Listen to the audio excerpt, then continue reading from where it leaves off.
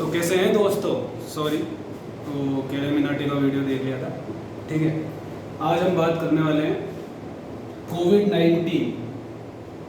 ये एक डिजीज़ है जो किससे, कोरोना वायरस से फैलती है। ठीक है, हम इसके सबसे पहले ये जान लेते हैं कि कोरोना वायरस आया कहाँ से।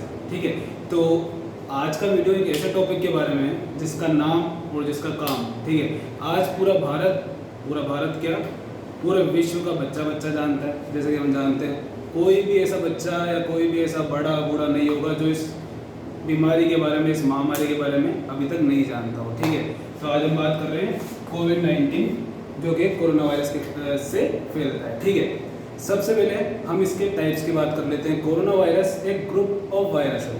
कोरोना वायरस कोई एक वायरस नहीं है, corona virus is a group of virus. ठीक है, जिसके अंदर अलग अलग टाइप्स के वायरस आते हैं। जैसे कि फर्स्ट इसका जो टाइप है सार्स कोव। ठीक है, ये वायरस सबसे पहले 2002 में चाइना में ही देखा गया था। इसके कारण बहुत सारी डेथ हुई थी। ये इसका फर्स्ट टाइप है। सेकंड वायरस का जो टाइप था वो था मर्स CO। ठीक है, और थर्ड वायरस जो कि अभी प्रेजेंट में चल रहा है, ठीक है, जिसका नाम है सार्स कोविड-2। ठीक है, इसकी फुल फॉर्म क्या है, severe acute respiratory syndrome corona virus, middle east respiratory syndrome corona virus. Middle east ये सबसे पहले सऊदी अरेबिया साइड फैला था। ठीक है, और ये वायरस जो अभी फिलहाल चल रहा है। तो कुल मिला के अपना जो डिजीज अभी चल रही है, जिसको हम कोविड-19 के नाम से जानते हैं, वो इस पर्टिकुलर टाइप के वायरस के कारण फैली है। कोविड-19 की फुल फॉर्म सब नहीं जानते होंगे, सबने सुना होगा सिर्फ कोविड-19। इसकी फुल फॉर्म होती है कोरोना वायरस डिजीज 19। यहाँ 19 रिप्रेजेंट करता है 2019 को, क्योंकि सबसे पहले जो ये डिजीज़ का पता लगा था, इस वायरस का पता लगा था, वो दिसंबर 2019 में ही पता चल गया था कोरोना वायरस का, चाइना में। बट इसके बारे में चाइना ने, जैसे कि हम सब जानते हैं, कि छुपाया रखा, और ये आगे महामारी का रूप इसने ले लिया है। ठीक है, ये इसके टाइप्स हो गए। ठीक है, अब टाइप्स के बारे में हम जान ही लिया है। अब हम इसके पैथोफिजियोलॉजी के बारे में जानते हैं।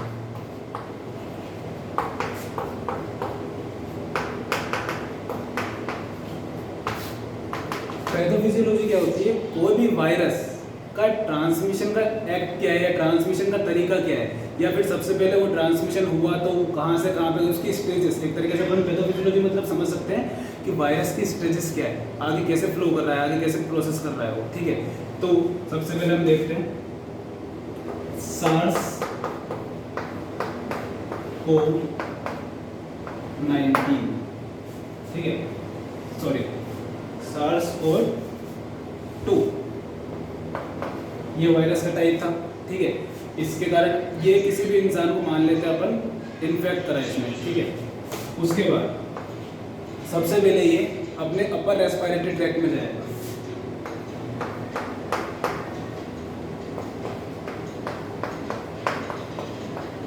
अपर रेस्पिरेटरी में ऑर्गन आते हैं, जैसे अपने नोज हो गई। ठीक है, उसके बाद में ये लोअर रेस्पिरेटरी ट्रैक्ट में जाएगा। लोअर रेस्पिरेटरी ट्रैक्ट में क्या आ गया अपना, जैसे लंग्स आ गया। ठीक है,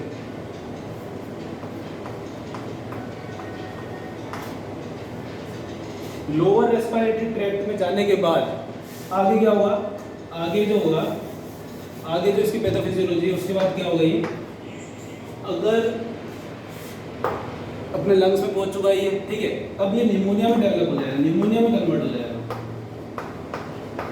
निमोनिया क्या है, निमोनिया एक डिजीज है जिसके अंदर क्या होता है, अपने जो एल्वियोलाई होते हैं या फिर अपने जो सैक्स होते हैं, ठीक है, उसके अंदर फ्लूइड या पस का फॉर्मेशन हो जाता है, और वो बढ़ जाता है, जिसके कारण अपन अच्छे से सांस नहीं ले पाते या अपन ब्रीथ नहीं कर पाते।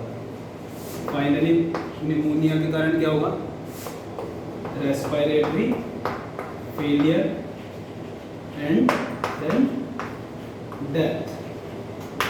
ठीक है, तो अगर हमको इस वायरस को अगर रोकना है या फिर इसकी वायरस को इस वायरस का अपन को अगर प्रभाव कम करना है तो हमको इसकी पैथोफिजियोलॉजी जानना बहुत ज़रूरी है। और अगर हमने इसकी पैथोफिजियोलॉजी में इसकी इनिशियल फेज में इसको अगर हमने जब ये अपने अपर रेस्पिरेटरी सिस्टम को इसने अफेक्ट करा था, अगर अपन ने इसको उसी समय रोक लिया तो शायद ये कॉम्प्लिकेशंस ना आएंगे और ना अपनी ये डेथ होगी।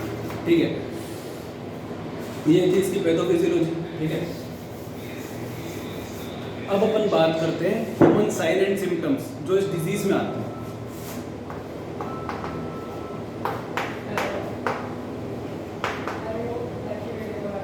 सबसे इंपॉर्टेंट या सबसे जो देखा गया है साइन इसके अंदर वो है फीवर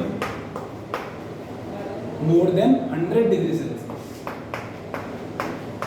ठीक है, सेकंड कफ,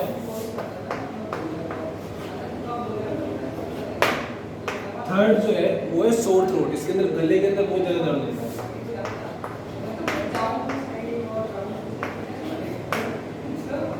हेडेक भी देखा गया है इसके अंदर। तो ये दोनों ये तीनों जो सिम्टम्स है ये इसके मेन सिम्टम्स है, ये सबसे ज्यादा देखे जाते हैं, fever, coughing and sore throat. ठीक है, उसके बाद कुछ हेडेक वगैरह भी दिखता है, किसी केसेस में, किसी में चिल्स वगैरह दिखे हैं। ठीक है, किसी में नोजिया दिखा है, नोजिया। ठीक है, ये कुछ सिम्टम्स है जो इस कोविड-19 डिजीज के अंदर अपन देख सकते हैं। ठीक है, साइन सिम्टम्स की बात हो गई। अब अपन बात करते हैं इसके कॉम्प्लिकेशंस की, कि अगर ये इसको पर्टिकुलर टाइम पे नहीं ट्रीट किया जाए तो क्या हो सकता है।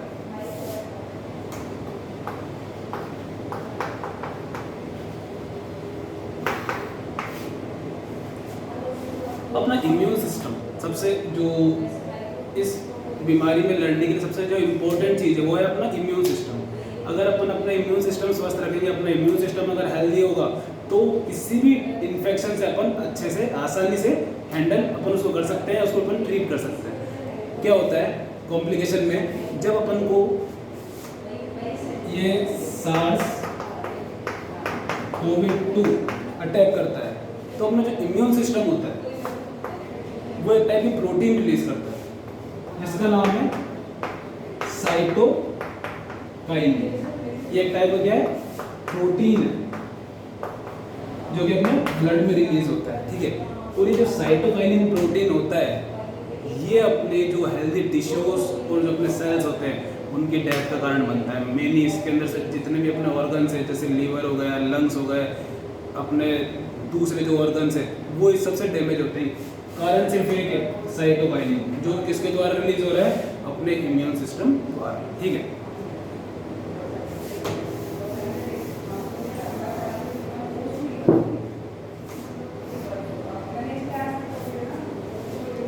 अब सबसे इम्पोर्टेंट बात अपन इसकी देखते हैं कि प्रिवेंशन कैसे करा जाता है।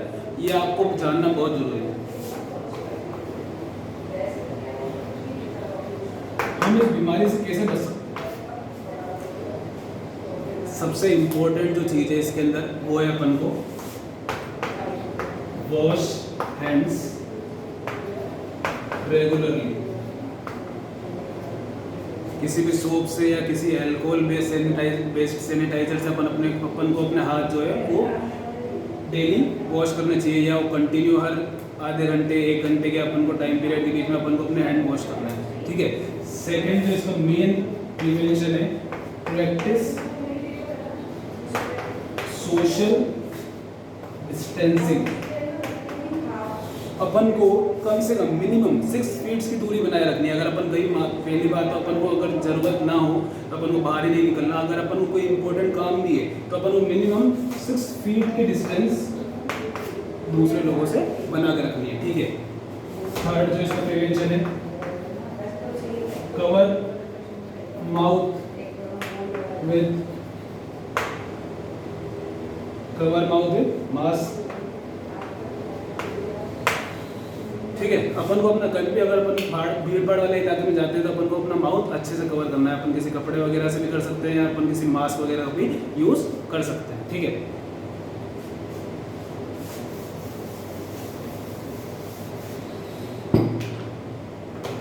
वैक्सीन वर्ड आज सब जानते होंगे, वैक्सीन। वैक्सीन क्या होती है? वैक्सीन एक तरीके की इन वायरस को किल करके या इनकी स्ट्रेंथ कम करके वैक्सीन बनाई जाती है, ठीक है। फिलहाल 100 से ज़्यादा वैक्सीन प्रोजेक्ट्स पे अभी काम कर रहा है पूरे ऑल अराउंड द ग्लोब, ठीक है। बट अभी तक इसके रिजल्ट्स फुल एंड फाइनल नहीं हुए हैं। रिसर्च अच्छी चल रही है, काम अच्छा चल रहा है, पॉजिटिव रिजल्ट्स भी आए हैं। अब अपन को बस ये इंतजार करना है कि जल्दी से जल्दी इसका वैक्सीन आए और अपन इस महामारी से, अपन इस पेंडेमिक से जल्दी जल्दी निजात पाए, ठीक है।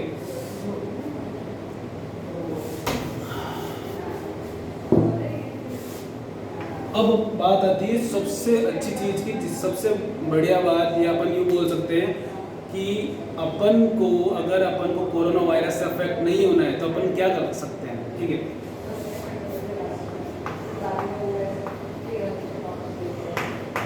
इम्यून सिस्टम, ये इस डिजीज में या हर डिजीज में ये सबसे ज़्यादा रोल प्ले करता है, ठीक है। और अगर अपन को इस डिजीज को होने से रोकना है या अपन को इस इम्यून सिस्टम को स्ट्रॉन्ग रखना है तो अपन को क्या करना होगा? कुछ मेजर्स है वो अपन को अपनाने होंगे, जैसे गेट इनफ स्लीप, ठीक है, एक्सरसाइज रेगुलरली, ईट वेल बैलेंस्ड डाइट, ठीक है। कुछ मेजर्स है, स्टे हाइड्रेटेड,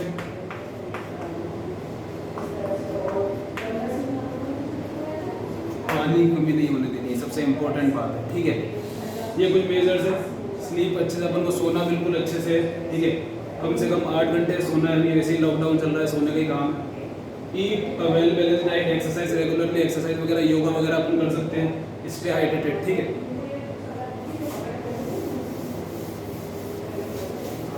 अब वो फूड, अपन उन फूड्स की बात करेंगे जो अपना इम्यून सिस्टम को स्ट्रॉन्ग करती है, specially vitamin C and vitamin E, ठीक है। अपन को ऐसे प्रोडक्ट्स खाने या ऐसे अपन फूड खाने जो विटामिन सी और विटामिन ई से भरपूर हो, ठीक है। जैसे अपन नॉर्मल फूड्स की अगर बात करें तो नॉर्मल चीज़ें देखें तो टर्मरिक हो गई, स्पेनिच हो गई, ठीक है। उसके बाद ब्रोकली वगैरह हो गई, जिंजर, ये कुछ ऐसे फूड्स हैं जो अपन को अपने इम्यून सिस्टम को बूस्ट करते हैं, ठीक है। अब विटामिन सी और विटामिन ई किस में होता है ये बात कर लेते हैं अपन, ठीक है। तो विटामिन सी के अंदर जैसे आंवला हो गया, ठीक है, ऑरेंज हो गया, ठीक है, टोमेटो हो गया एंड पपाया। अपन को इन सब चीज़ों को अपनी डाइट में बिल्कुल रखना है। विटामिन ई की बात कर लेते हैं अपन।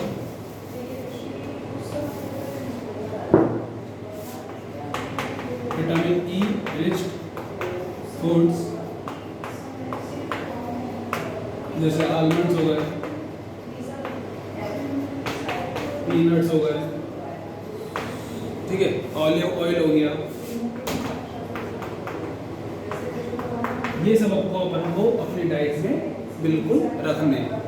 चिंता की कोई बात नहीं है, इस पैंडेमिक से अपन सब उतरेंगे, सब अच्छे से बिल्कुल सही होकर निकलेंगे और अपन को स्वस्थ रहना है और दूसरों को भी अपन को इसके बारे में अवेयर करना है कि ज़्यादा से ज़्यादा अपन को ध्यान रखना है। कहीं भीड़ भाड़ वाले इलाके में जाए तो अपन को बच के रहना है, अपना माउथ कवर करना है और अपन को सोशल डिस्टेंसिंग का बिल्कुल पालना करनी है। Thank you and have a nice day.